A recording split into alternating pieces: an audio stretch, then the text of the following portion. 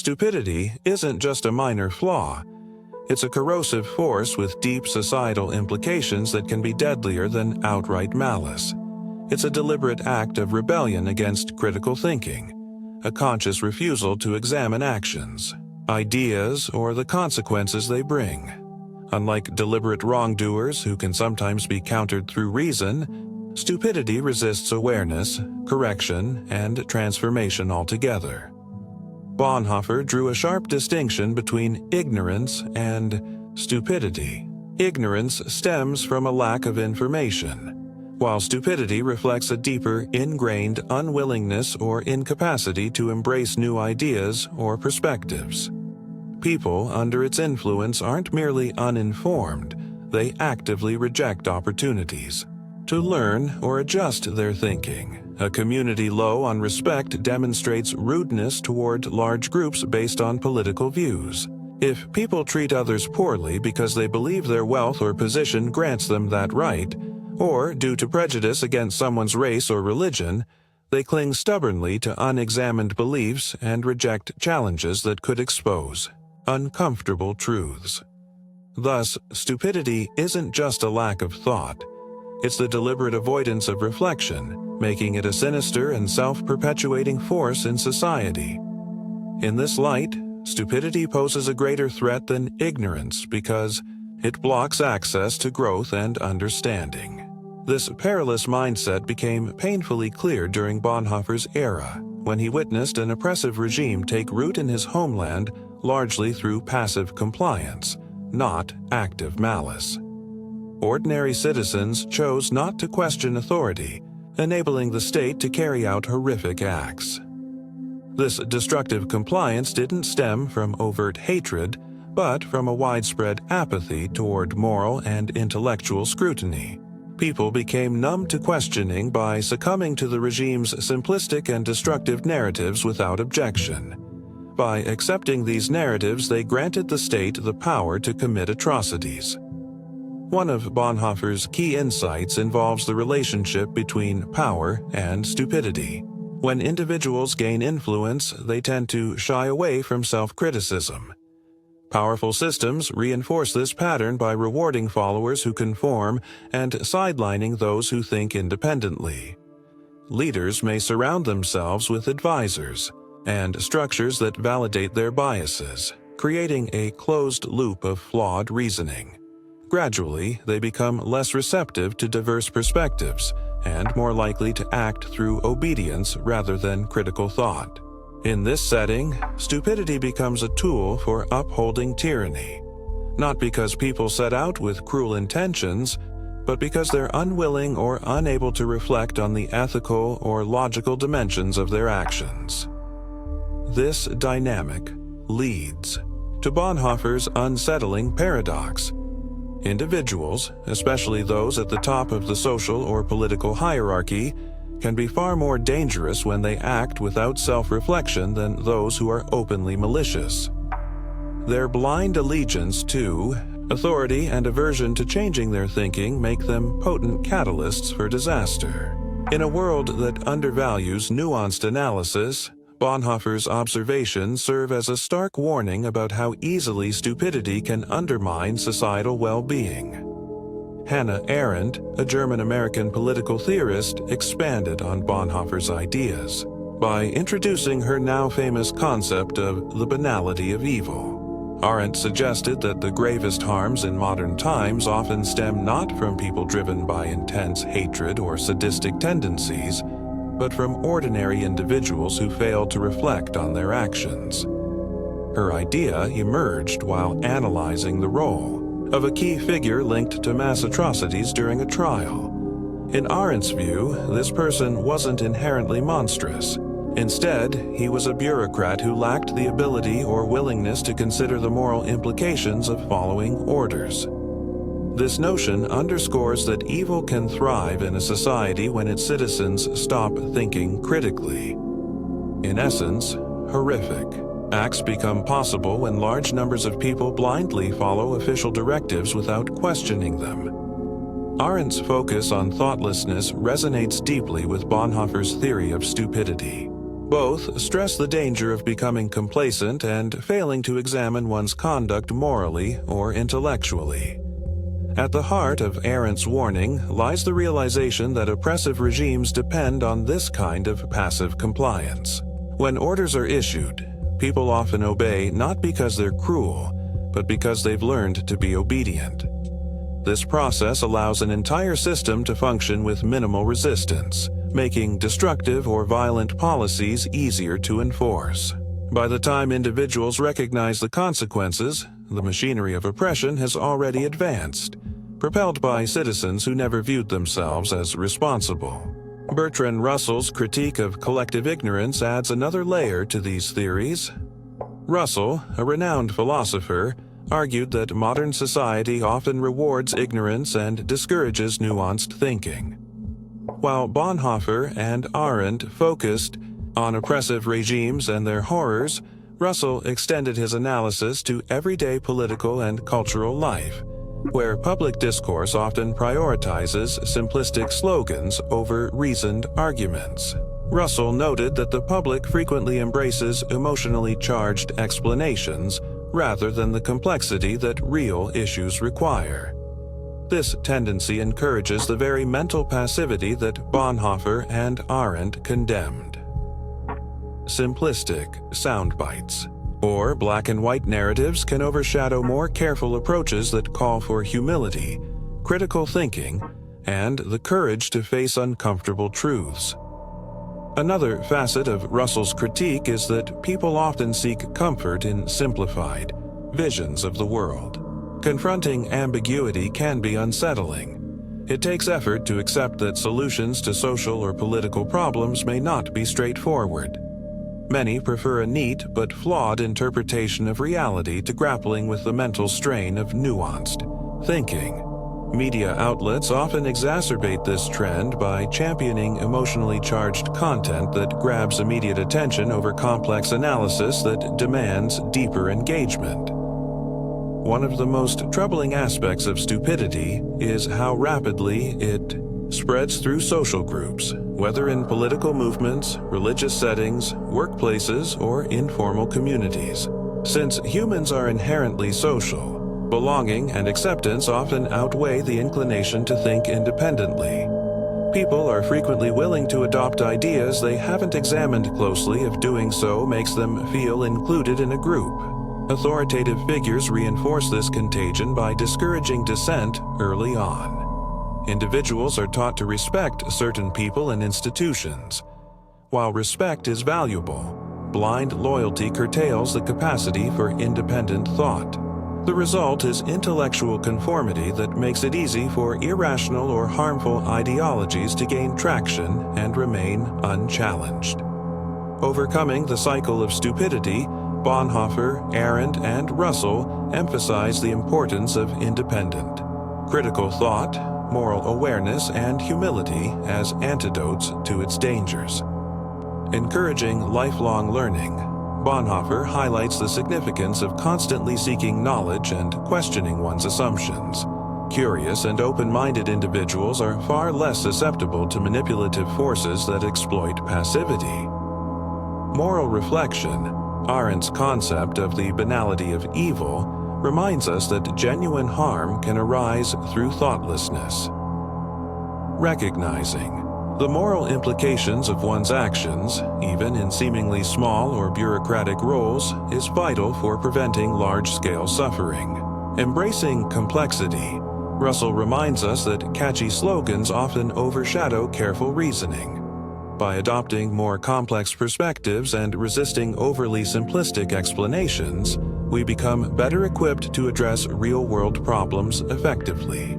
Foster skepticism and debate. Societies that tolerate diverse viewpoints create natural checks against groupthink. Open, respectful debate and a willingness to scrutinize accepted truths are crucial for identifying and dismantling flawed or harmful ideas. Building intellectual resilience.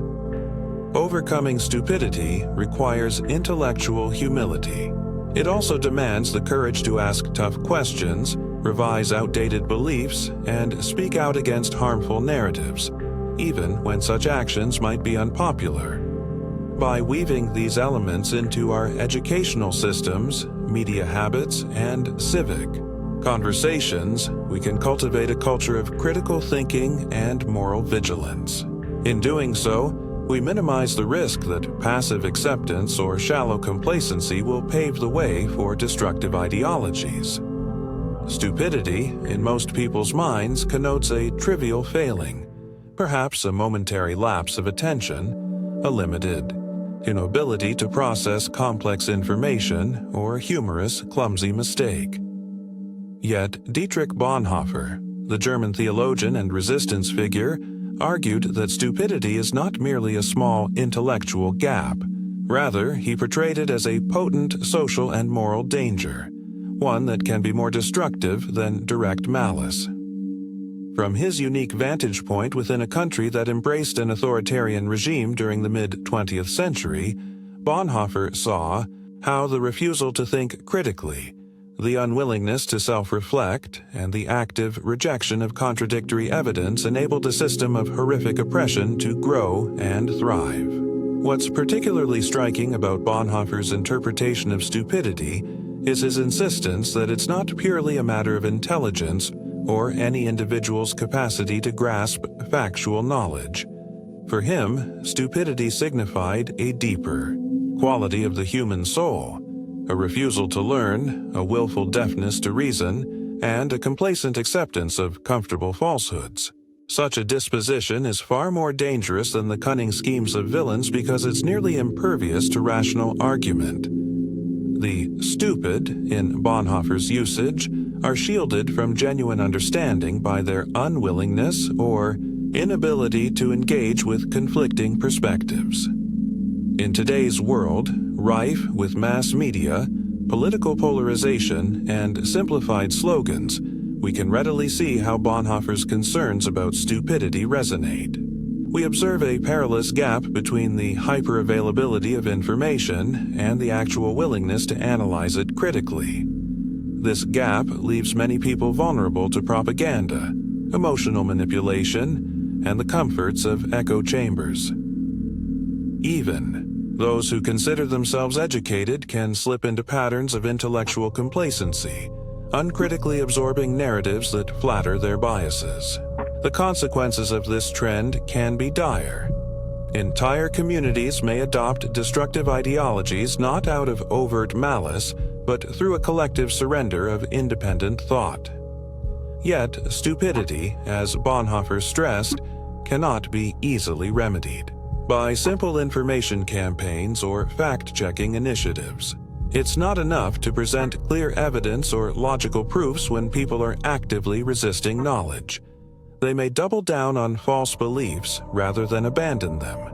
This kind of entrenched, willful ignorance creates fertile ground for the flourishing of oppressive regimes or the perpetuation of unjust systems in less overtly authoritarian societies. That's where Hannah Arendt's banality of evil gains relevance. Arendt's exploration of evil as an almost impersonal phenomenon, perpetuated through administrative routines and unthinking compliance rather than conscious cruelty, points to the same fundamental hazard Bonhoeffer identified: the moral vacuum at the heart of thoughtlessness. If those in positions of authority and those who serve under them fail to ask questions about what they're doing, if they see themselves merely as cogs in a larger machine, then horrific actions can be committed without the usual signs of sadism or overt wickedness. Arendt's inquiry into one of the bureaucrats of a totalitarian state revealed not a grand mastermind of wickedness, but an ordinary, plodding figure who simply followed orders. He displayed an appalling lack of introspection, a shallow reliance on empty cliches, and a shocking inability to empathize with others. This was the banality of evil writ large, the phenomenon of ordinary individuals causing immense suffering, purely through a default of moral and intellectual passivity. Bertrand Russell, writing decades earlier and continuing his social commentary well past the middle portion of the 20th century, lamented the triumph of simplistic thinking over complexity. For him, modern democracies were far from immune to the threat posed by stupidity. On the contrary, he observed how the public's craving for easy certainties, catchy slogans, and emotionally charged narratives often overshadowed more nuanced, fact-based inquiries. In addition, Russell noted that political structures, mass media, and educational patterns frequently reward those who can spin a simple story more than those who offer substantial complexity. The result is a society in which critical thinkers must swim against the tide, while people who champion feel-good illusions find themselves afloat in widespread approval. Collectively, these three perspectives urge us to treat stupidity not as a laughing matter but as a dangerous social contagion, one that can manifest in any group or institution that discourages intellectual courage and promotes passive acceptance. This essay delves into Bonhoeffer's distinction between ignorance and stupidity, Arendt's reflection on banal compliance and how it enables oppressive regimes, Russell's concern regarding the social preference for shallow illusions, and, finally, the ways we can resist the collective drift into unthinking conformity. By examining historical examples, contemporary manifestations, and potential avenues for resistance, we can begin to map out a path toward a healthier intellectual climate, one that privileges reason, empathy, and moral responsibility over the comfort of intellectual sedation. Bonhoeffer's revelation: stupidity is more menacing than malice. Dietrich Bonhoeffer was not simply a theologian theorizing from an ivory tower. He lived in a society undergoing a catastrophic turn toward totalitarianism. He watched the erosion of civil liberties, the persecution of minority groups, and the manipulative rhetoric that stoked nationalism and fear. Later, he became part of a resistance effort that sought to undermine or overthrow the oppressive regime from within. His experiences in prison, where he penned numerous letters reflecting on the moral crisis engulfing his homeland, crystallized his conviction that stupidity is far worse than active malevolence. In his understanding, evil can sometimes be a deliberate choice to do harm. Malicious agents may have reasons for their deeds: greed, hatred, pursuit of power, but they can still be confronted through various means, whether moral condemnation, rational debate, or legal constraints. Stupidity, however, defies such confrontations. The person who refuses to think cannot be swayed by appeals to reason, cannot be deterred by logical contradictions, and cannot be induced to reflect upon the moral weight of their actions. Such a person, ironically, may participate in heinous acts even without conscious animosity. Rather than considering ignorance as a simple lack of information, Bonhoeffer saw stupidity as a social phenomenon often arising in group contexts. The presence of charismatic leaders, manipulative propaganda, or strong pressures to conform can transform otherwise intelligent individuals into passive recipients of dogma. Once absorbed into a social environment that normalizes rhetorical distortions, simplistic slogans, and scapegoating, the capacity for independent thinking is dulled. Bonhoeffer noted that individuals so afflicted often cling to their ideological illusions fiercely, identifying them as part of their personal identity. Thus, any challenge to those illusions feels like a personal attack. The more one tries to offer clarifications or contrary evidence, the more stubbornly the stupid person resists. It follows then that an entire population can become dangerously pliable under the spell of propaganda or groupthink. In such circumstances, cruelty and oppression find fertile ground, not primarily because the population is actively hateful, but because it is no longer in the habit of critical thought. Bonhoeffer's experience in his homeland, where many citizens, including intellectuals, either embraced or at least acquiesced to an authoritarian government, provided him direct evidence of how potent this collective stupidity can be. One might ask how Bonhoeffer believed such a condition could be overturned. While his writings do not present a single neat solution, he does indicate that direct confrontation with logic often fails.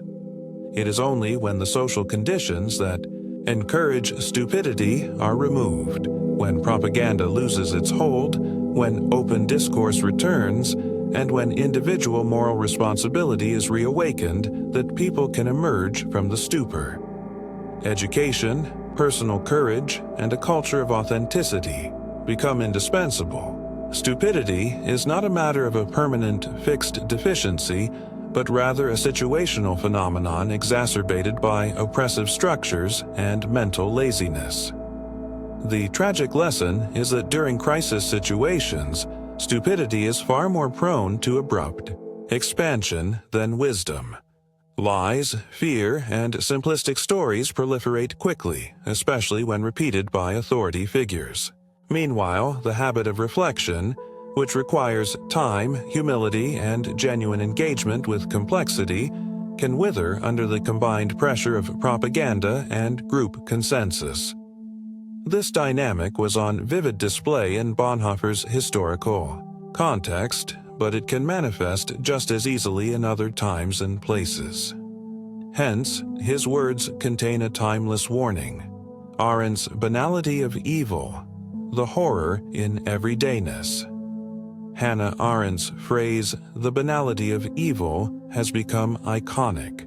In political and social theory, she arrived at this concept while examining one of the architects of mass persecution during a famous trial held in a newly established state after the major conflict in the middle of the 20th century.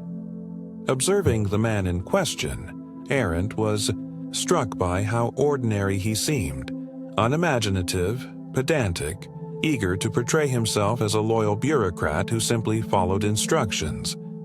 This led her to propose that evil need not be an expression of monstrous intent. Instead, it could just as easily be the product of a vacant mind going through the motions of bureaucracy, never pausing to ask moral questions. Arendt did not deny that there can be grand and diabolical forms of evil. However, her central claim was that some of the worst atrocities in human history have been facilitated by individuals who were not bloodthirsty fanatics, but rather cogs in a larger machine, fixated on performing tasks efficiently without reflecting upon the moral implications. This banality emerges from the absence of genuine thought, an unwillingness to consider multiple viewpoints, to empathize with the suffering of others, or to question whether one's actions are ethically permissible. This perspective aligns closely with Bonhoeffer's sense of stupidity as an absence of reflection. Both see a failure of mind and conscience that goes beyond ignorance. Arendt describes a man who spouted clichés and half-formed ideas, lacking any capacity to see himself as an agent in a moral universe. He did not yearn for cruelty but had replaced moral intuition with administrative zeal. By obeying orders, he convinced himself he was absolved of responsibility. The chilling implication is that this kind of moral emptiness can appear in ordinary office environments, in local governance, or in any hierarchical institution where the chain of command is strictly followed. Each person's sense of responsibility can be diluted by the notion that they are only performing assigned duties. In such contexts, small acts, rubber stamping a form, signing a paper, delivering supplies, can contribute to a larger apparatus of harm. No single individual claims authorship of the wrongdoing, but collectively they enact policies that produce terrible outcomes. Arendt's observations remind us that states of unreflective compliance can be extremely difficult to uproot once embedded. Bureaucracy, in particular, can diffuse moral accountability so thoroughly that even when the dreadful results of policy become evident, each participant feels as though it is not my job to question the ethics of the broader operation. Moreover, in totalitarian contexts, fear of reprisal for questioning official directives further cements the unwillingness to think critically. Yet, even in societies that label themselves democratic, the pressure to conform or to avoid rocking the boat can mirror the same phenomenon on a smaller scale. Arendt's banality of evil is deeply linked to the prospect that any of us, if placed in certain conditions, might acquiesce to monstrous actions. We need not harbor conscious hatred or personal cruelty. We need only fail to question authority, fail to empathize, fail to examine the ramifications of our tasks. That insight yields a powerful lesson. The frontline defense against evil is not necessarily grand moral heroism, but the daily practice of thinking carefully about what one does, refusing to cede moral responsibility to an impersonal system. Russell's Lament Why Societies Often Prefer Ignorance to Complexity, where Bonhoeffer and Arendt emphasize the moral crisis wrought by thoughtlessness, Bertrand Russell broadened the discussion by critiquing the larger social climate that makes shallow thinking attractive and nuanced thought burdensome. Russell, a philosopher, mathematician, and activist, watched the political developments of the first half of the 20th century with a mixture of hope and despair. Though he championed the idea that reason, scientific progress, and open debate could lead humanity to greater well-being, he also recognized a pervasive cultural inclination to elevate ignorance and dismiss complexity.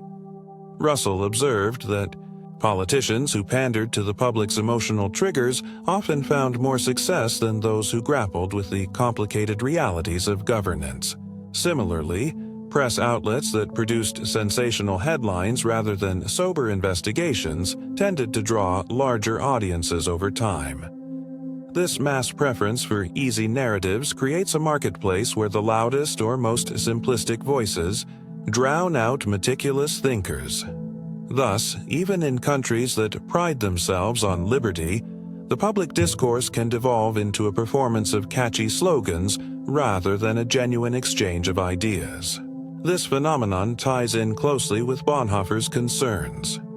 Once a society becomes habituated to the notion that intelligence or complexity is suspect, or that intellectual elites are out of touch, critical reasoning is further marginalized. Furthermore, Russell noted that genuine intellectual inquiry can be profoundly uncomfortable, requiring self-doubt, openness to revision of beliefs, and the willingness to dissect cherished assumptions. Many people experience these demands as inconvenient or threatening. It can be psychologically much easier to embrace a worldview that offers ready-made answers, neatly packaged scapegoats, and simple moral binaries. Russell's insights also highlight the economic and political forces that reward ignorance. Those in power often find it expedient to maintain a population that does not question official narratives too deeply. Various institutions, from certain commercial advertisers to political groups, benefit from shaping a citizenry that responds predictably to emotional triggers. In such an environment, reason and debate become an underfunded sideshow, while repetitive, dramatic claims fill the mainstream channels. As a result, ignorance can acquire a veneer of authenticity or moral virtue. The superficially ordinary person who rejects complexity is lionized, while the studious scholar or cautious expert is belittled as impractical. Russell's overarching concern was that once a culture has normalized such an outlook, it becomes progressively harder to champion thoughtful engagement. He recognized that every new generation might be more steeped in truncated discourse, fed from earliest youth on sensationalist content, and thus lose its appetite for deep reflection. The collective sense of stupidity, in Bonhoeffer's terms, metastasizes as entire communities see no reason to resist it. The social contagion of willful ignorance, when Bonhoeffer, Arendt, and Russell are read together, reveals a unifying theme. Stupidity, or what might more politely be termed thoughtlessness, is not just an individual moral failing. It is a social contagion spreading swiftly in contexts that cultivate fear, reward conformity, or prize simplistic comfort over probing inquiry. Individual dispositions certainly matter, Some are more curious or conscientious than others, but the broader environment can drastically influence whether those virtues flourish or wilt. Social contagion operates through several mechanisms. First, there is the repetition effect. If an idea, no matter how baseless, is repeated endlessly, people begin to accept it as a kind of common sense. Second, group identity exerts intense pressure.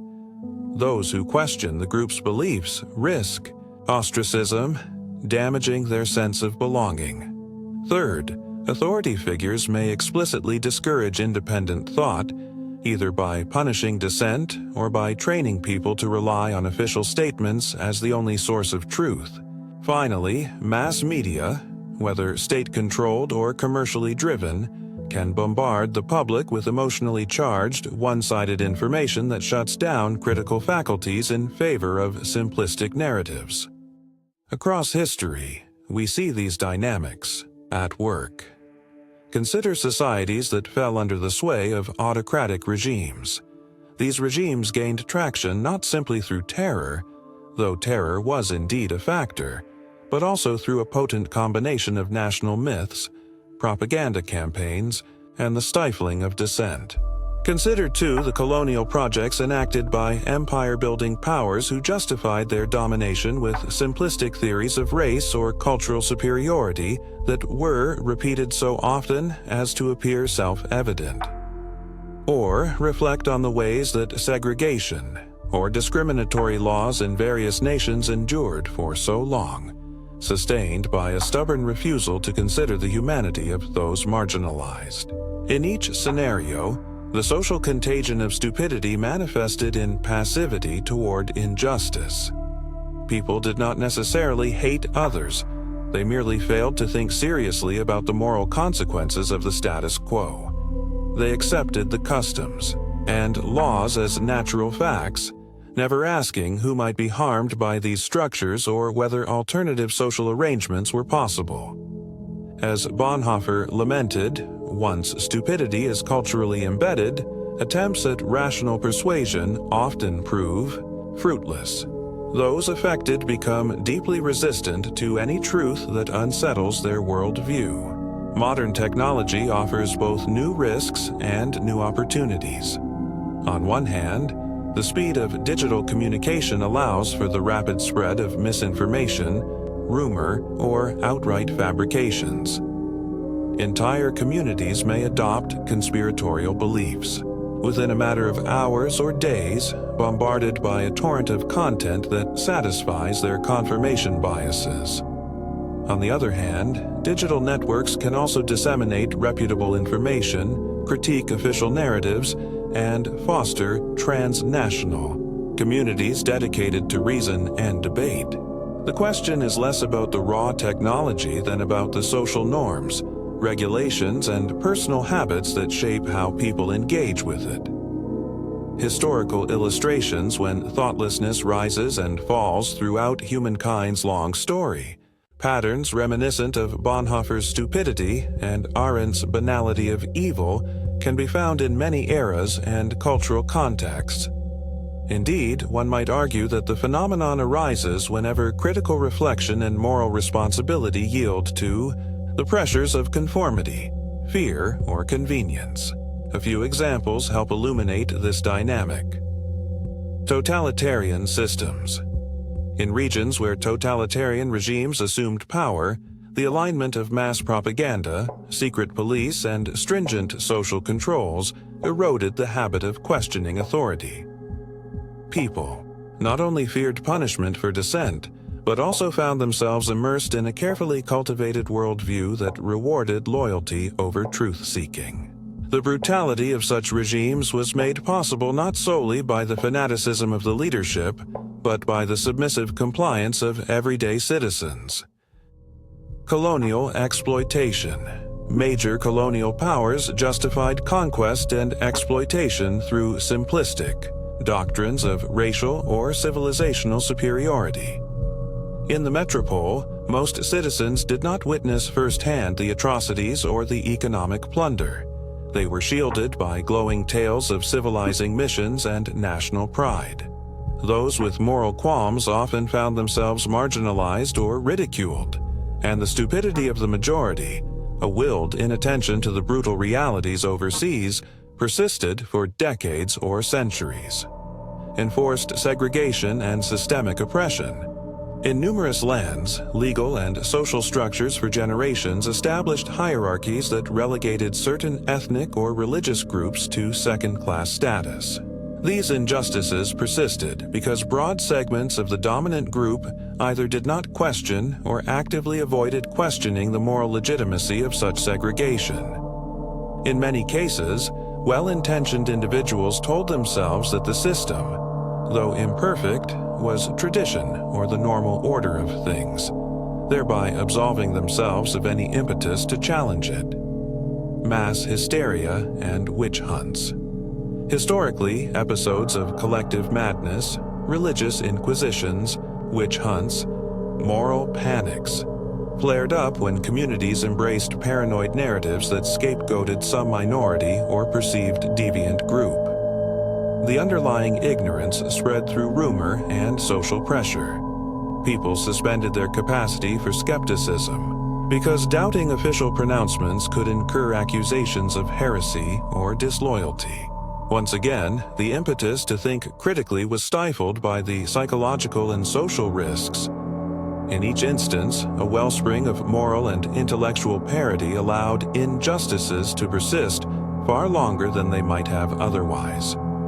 Those who saw the cruelty or irrationality of the system faced enormous obstacles in persuading the majority to reconsider the prevailing mindset. Nevertheless, there are also examples of societies recovering from such episodes. When circumstances shifted, sometimes following a devastating war, a revolution, or the heroic activism of moral dissenters who gradually turned the tide of public opinion. Thus, while the dangers Bonhoeffer and Arendt highlighted are real, they are not inevitable. Collective stupidity can recede if enough individuals and institutions commit themselves to challenging it. Contemporary manifestations, digital echoes, and global consequences. In the modern world, many societies describe themselves as open, free, and democratic. Yet the warnings of Bonhoeffer, Arendt, and Russell have lost none of their potency. Indeed, contemporary life presents new permutations of the same old problems, often magnified through digital networks. One significant risk is the use of algorithms and personalized data to curate what information individuals see on numerous social platforms. Users find their feeds saturated with content that mirrors and reinforces their existing perspectives. Over time, these echo chambers deepen ideological entrenchment as participants see little that challenges their beliefs. Social media companies, driven by profit motives, often design their platforms to maximize user engagement rather than cultivate intellectual humility or nuance. Users experience bursts of validation from like-minded peers, while contrarian ideas are drowned out or ridiculed. Furthermore, the attention economy fosters sensationalism. Politicians, marketers, and influencers realize that bold, click-worthy claims are more likely to capture viral traction than meticulously reasoned arguments. This dynamic intensifies Russell's lament. A culture that rewards shock value and emotional triggers inevitably sidelines careful deliberation. Those who do attempt thoughtful analysis may find themselves drowned out by the din of viral memes, incendiary rhetoric, and the constant churn of trending topics. Another concern is the rise of conspiracy theories. While such theories have existed in many forms throughout human history, their circulation has become more rapid and far-reaching in digital space. They typically hinge on simplistic, all-encompassing explanations that reduce complex social phenomena to the machinations of hidden puppet masters. These conspiracies can often be emotionally gratifying, offering a sense of secret knowledge or moral righteousness while insulating believers from disconcerting uncertainties.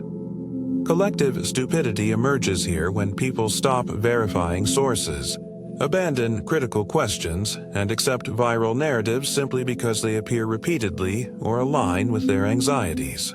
Once entrenched, such conspiratorial worldviews can be exceedingly difficult to uproot because any contradictory evidence is dismissed as part of the conspiracy, and any dissenting voices are labeled as propagandists for the opposition. This cycle of self-reinforcement is a classic hallmark of Bonhoeffer's notion of stupidity, an active refusal to learn, a shutting out of new perspectives. Meanwhile, in certain political climates, populist leaders exploit widespread dissatisfaction by offering quick fixes and scapegoats.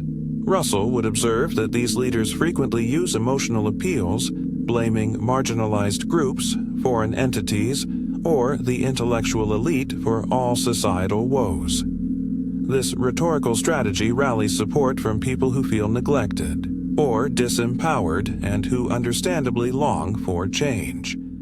However, since the root causes of economic or cultural problems are often complex, these simplistic narratives do little to address the core issues. Instead, they foster a communal sense of belonging among the aggrieved base, reinforcing a shared identity that can blind them to contradictory facts. None of these trends is irreversible. Civil society groups, media literacy initiatives, fact-checking efforts, and conscientious educators are active in many regions, striving to equip people with the tools to distinguish evidence-based reasoning from manipulative sensationalism. Yet the challenge remains significant. As Bonhoeffer recognized, logic alone rarely persuades those who have decided they need not think critically. A deeper cultural and moral shift is necessary, one that values humility, open-mindedness, and the willingness to adapt one's opinions when confronted with compelling evidence. Pathways to resist and overcome stupidity. If stupidity is indeed a social contagion, then countering it demands a collective effort addressing the underlying conditions that enable it. We might categorize such efforts into several key areas, each involving moral courage, educational initiatives, and structural changes. Cultivating a culture of curiosity is one antidote to stupidity. When individuals are encouraged to ask questions, explore new subjects, and consider different viewpoints, the habit of critical thought becomes second nature. Families, schools, workplaces, and community forums can all foster this by rewarding curiosity rather than rote memorization. Encouraging children to read widely, engage in open-ended discussions, and explore unfamiliar perspectives can instill intellectual responsibility in adulthood. Discussion groups, continuing education programs, and public forums can provide spaces for civil debate. The key is to normalize the idea that disagreements are not threats but opportunities to refine ideas. Over time, such practices create intellectual and emotional resilience, inoculating people against the allure of propaganda's simplistic narratives. Strengthening ethical and moral education is another vital defense. For our ENT, the strongest barrier against the banality of evil is moral reflection. Even if one has knowledge of historical facts, that knowledge alone does not ensure compassionate behavior. What is required is an inner sense of accountability, a refusal to outsource one's conscience to authority figures or institutions.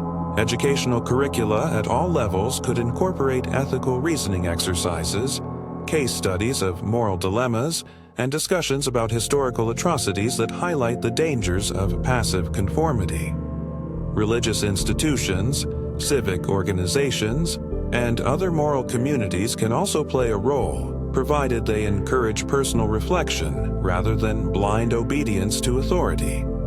Bonhoeffer himself, a theologian, believed that moral development is not an academic exercise, but an ongoing commitment to truth and compassion tested by life's challenges.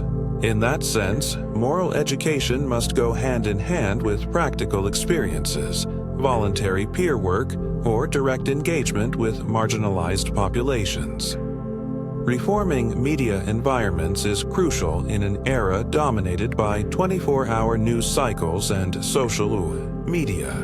Governments, tech companies, and citizen groups could collaborate to establish standards for transparency and algorithmic content distribution, allowing users to understand why certain posts or videos are promoted. Fact-checking organizations can gain more visibility, and malicious actors spreading harmful misinformation should face meaningful accountability. Moreover, fostering small-scale, community-based media outlets can help counterbalance the dominance of corporate or state-sponsored media.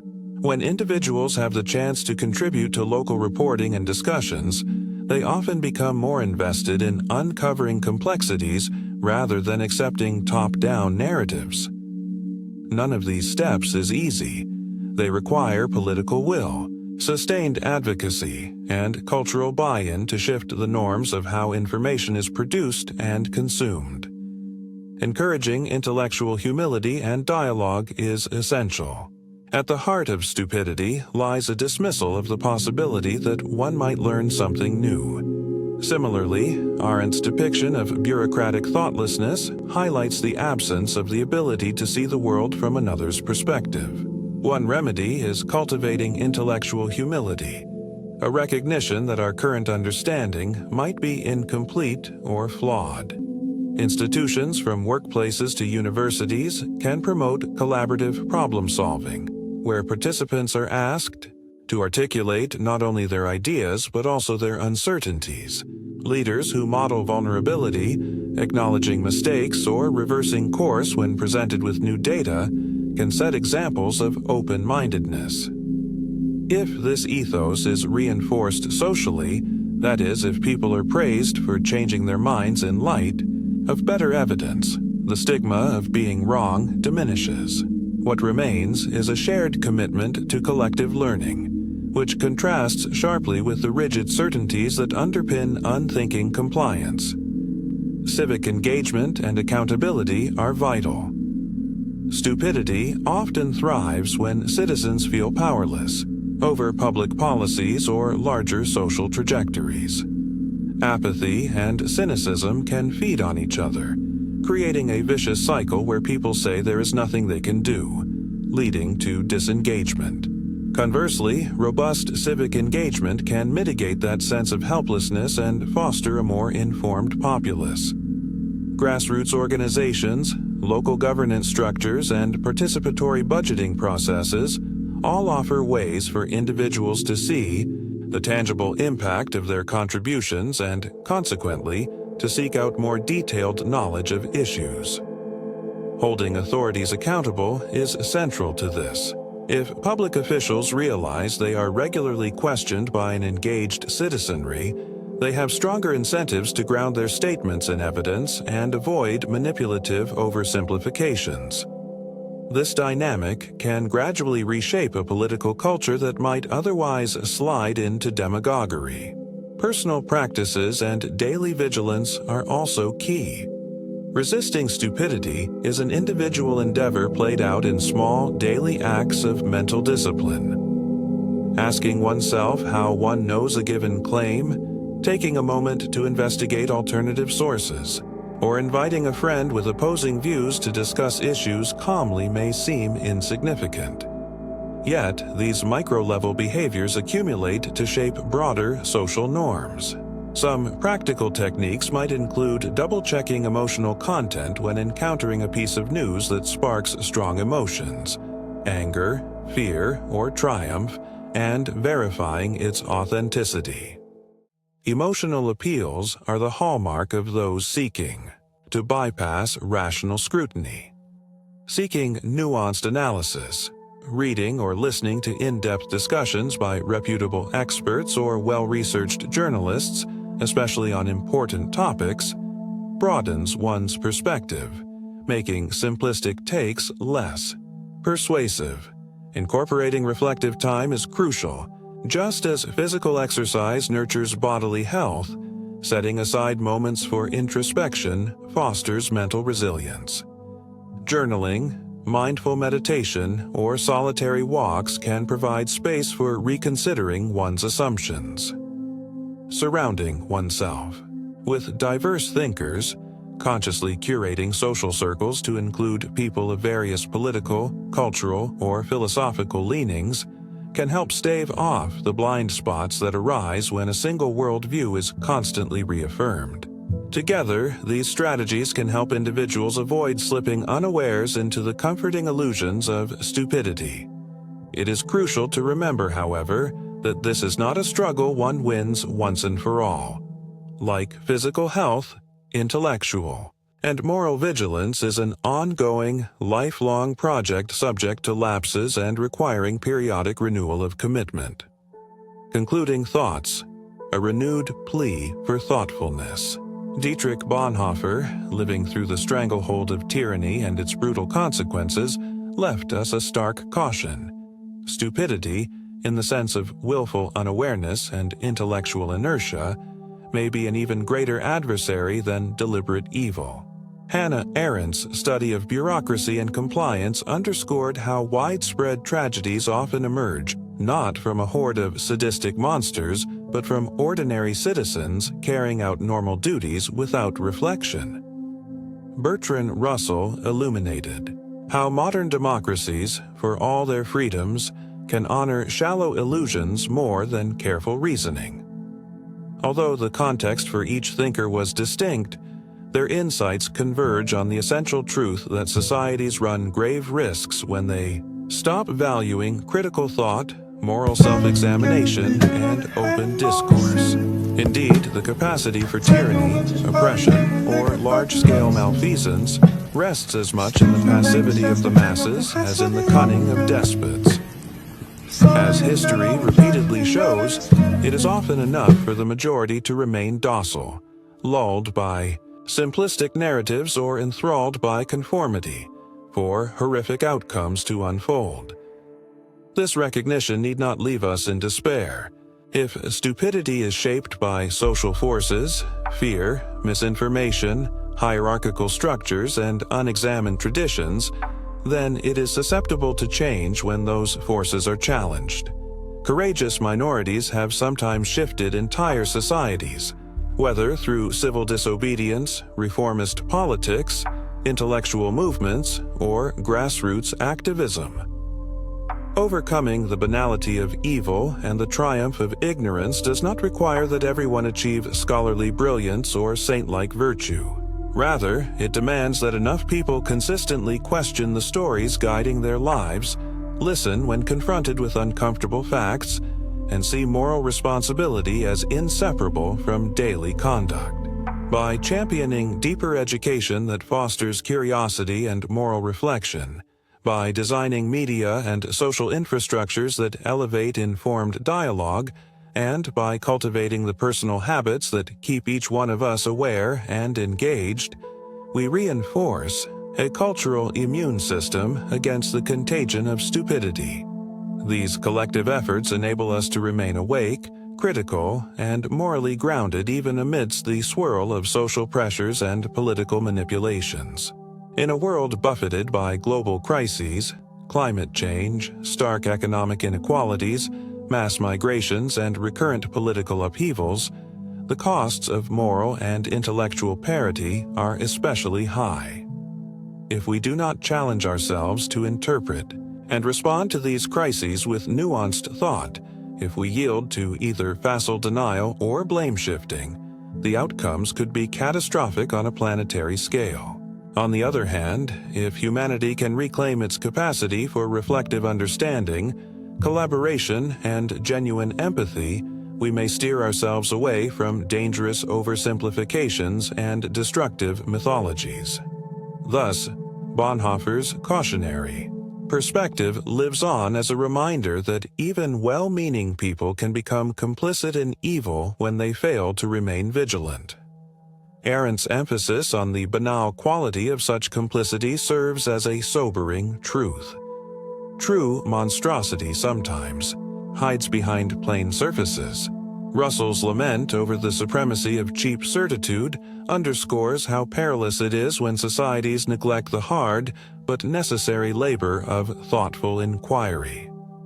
Their collective message stands as both warning and invitation, urging us to reject intellectual sloth, confront moral puzzles head-on, and refuse the seductive lull of simplistic illusions.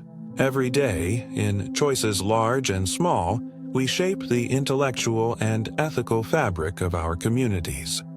By reading widely, reasoning skeptically, speaking up when faced with deceptive rhetoric, and showing empathy for those different from ourselves, we model the antithesis of stupidity. By encouraging constructive discourse over sensational sound bites, we weaken the cultural preference for ignorance. By consistently reflecting on our actions, we make ourselves less prone to that hollow compliance Arendt documented in The Bureaucrats, who facilitated atrocities. The path ahead is never without peril. The currents of conformity, misinformation, and fear can be powerful. Still, if Bonhoeffer, Arendt, and Russell teach us anything, it is that the human capacity for independent thought, moral courage, and authentic connection remains resilient even in dark times. We have the possibility of collectively asserting that we will not be seduced by empty rhetoric or monstrous systems exploiting our unawareness. Instead, we can foster communities that place a premium on asking the next question, considering nuanced answers, and refusing to abandon our obligation to think. In embracing that stance, we become worthy heirs to Bonhoeffer's legacy of moral bravery, Arendt's intellectual clarity, and Russell's devotion to reason as a civilizing force. We confirm that stupidity, though a formidable foe, need not have the final word in human affairs. By standing guard individually and jointly against the creeping contagion of unthinking compliance, we participate in building a future where empathy, reason, and justice hold sway over the destructive illusions of shallow certainty.